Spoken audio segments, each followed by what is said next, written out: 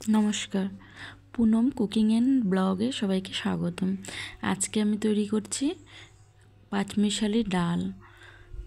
কিন্তু প্রথমে আমি ডালগুলো ভিজিয়ে রেখেছিলাম। এখানে আমি মুগের ডাল নিয়েছি, বুটের ডাল, মাসকলাই ভাজা ডাল আর কয়েকটা কাঁঠালের বিচি দিয়ে দিয়েছি। বিচি দিয়ে ডাল অনেক টেস্টি হয়, তাই হয়তো ডালগুলো আমি খানিক সময় ভিজিয়ে রেখেছিলাম। তারপর প্রেসার কুকারের জলটা ফুটে আসার পর আমি ডালগুলো দিয়ে দিলাম। তারপর তাতে লবণ, অল্প তেল দিয়ে দিলাম, হলুদের গুঁড়া আর অল্প পরিমাণে চিনি দিয়ে দিয়েছি যাতে ভালোভাবে ডালগুলো সিদ্ধ হয়ে যায়। এই তো একে একে সব দিয়ে দিচ্ছি।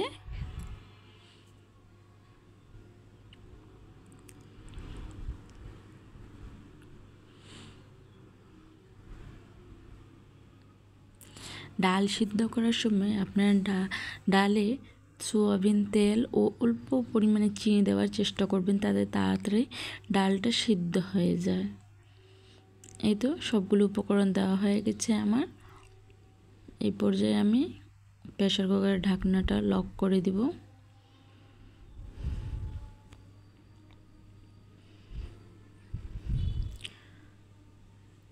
জলটা কম হয়ে গেছিলো, এই পর্যায়ে আমি অল্প জল এড করে দিলাম। এই তো প্রেসার কুকারের ঢাকনাটা লাগিয়ে দিলাম, দিয়ে 6-7টা সিটি দেওয়া অবধি অপেক্ষা করব। এই তো এভাবে সিটি দিয়ে নিয়েছি আমি। এই 6-7টা সিটি দেওয়া হয়ে গেছে। এই পর্যায়ে আমি নামিয়ে আপনাদেরকে দেখাচ্ছি যে ডালটা ভালোভাবে সিদ্ধ হয়ে গেছে। আপনাদেরকে আমি একটু চামচ দিয়ে উঠিয়ে দেখাচ্ছি।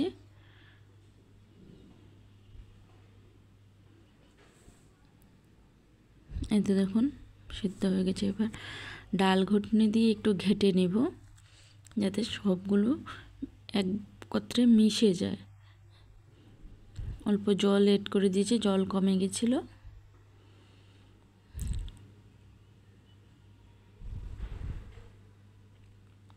এই যে দেখুন একবারে মিশে গেছে, ডালটা আমার ভালোভাবে সিদ্ধ হয়ে গেছিলো তাই। তো এবার আমি সম্বারা দিয়ে দেবো। ডালটা আমি সম্পূর্ণ নিরামিষ করেছি, তাই আপনারা রসুন পেঁয়াজ অ্যাড করতে পারেন। এ তো কড়াইয়ে প্রথমে আমি তেজপাতা, কয়েকটা দারচিনি আর জিরে আর হিঙের ফোড়ন দিয়ে দিলাম। শুকনো মরিচও একটা দিয়েছি, সামান্য পরিমাণ ঘি দিয়েছি, যেহেতু আমি নিরামিষ তৈরি করেছি তাই অল্প ঘি দিয়ে দিলাম। এবার চুলার আঁচটা লো করে ডালটা ঢেলে দিলাম। এই তো তারপর আমি কাঁচামরিচ এড করে দিলাম। ডালটা ফুটা অবধি অপেক্ষা করব। এর মধ্যে আপনারা আমি আদা পাউডার ইউজ করেছি, আপনারা আদা থেতো করেও দিতে পারেন, সেটা সম্বারার সময় দিয়ে দিবেন। আর একটু গরম মশলার গুঁড়া দিয়ে দিব। দিয়ে ডালটা ফুটতে গেলেই নামিয়ে নিব, ব্যাস হয়ে গেল। এই তো আমি নামিয়ে নিয়েছি।